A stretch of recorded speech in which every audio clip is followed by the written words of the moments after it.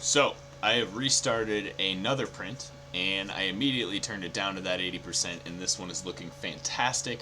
I'll show you that one in just a few minutes, but for now let's make that adjustment to our profile. That way we can get it uploaded and get you guys some nice PETG prints. So I need to find my speed here, and right now it's set to 80 millimeters per second. Now I wasn't really having any trouble printing the walls at the bottom of the print because it's already printing at a slower speed. Those snags you saw on the back of the octopus came printing walls, but it was also printing infill poorly, and that's why I decided to slow it down. So let's take this, let's take our 80 millimeters per second and multiply that by 80% was good, so we're going to take it down a notch below that and do 0.75, and that gives us 60 millimeters per second. So this is a doable speed. However, we want a really nice print, so we're going to take this down even more, and we're going to set our print speed to 55 millimeters per second. Now this may seem extremely slow,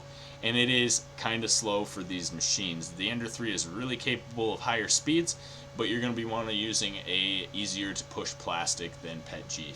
In this case, we don't want our model to be disturbed or distorted in any way, so we're going to slow it down and take the time to print it properly. Now with these settings, you should have a perfectly acceptable Ender 3 V2 PETG profile. Real quickly, let's take a look at a couple of the other things I changed. It wasn't much. One of the things I did was add one extra wall to the wall count, and the reason I did that is so that the infill doesn't show through with PETG's semi-transparent properties. Sometimes you can see that infill pattern, and I didn't want that. So as you can see, we have no infill showing through here. It is a solid shell, which is exactly what we were going for.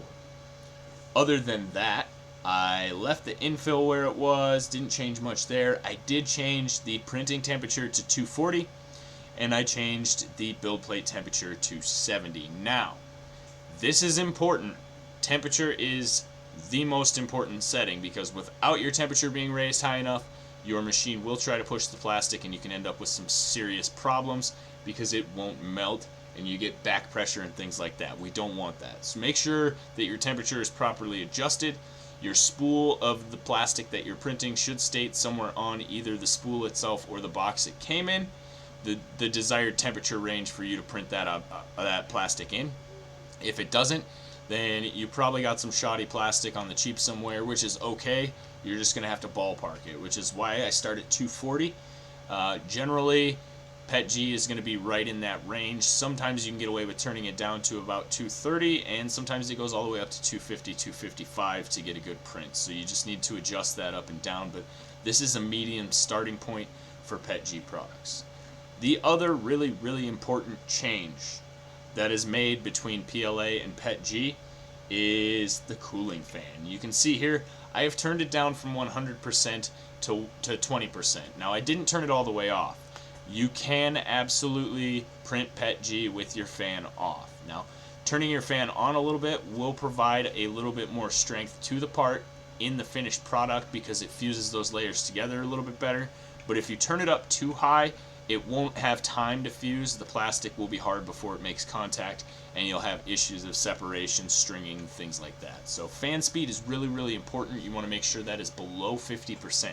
Okay, I keep mine at about 20 unless I have a little bit of stringing because I can't get the temperature dialed in, and then I'll turn it off completely, which usually helps. So that is it, guys. I put a link to this profile down below. If this was helpful to you, leave me a like. Let me know how the profile works out for you in the comments, and please share this video. I love getting my name out there. It really helps me a lot when you can throw this up on Facebook or Reddit or some other social media and help get other people's eyes on it, because my profiles work really well, and I'm not bragging when I say that. I know it from experience. And now let's take a look at the other octopus I printed with the slower speed.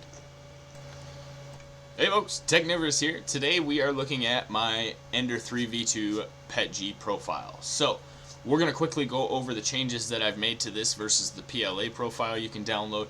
We're going to make one other change based on a print that I printed earlier this morning. And at the end of this video, I will show you the final results with this profile as it stands to download. So first things first, let's take a quick look real quick.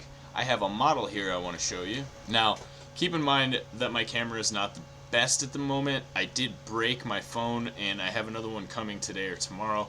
Until then, we'll have to make do with the webcam. But this is the result of the PETG print that I use this profile for. And I do want to point out in the back here, when it started doing this larger area, there is some error. There is some issues. So we'll see if I can get a better, more high definition picture of this to show you.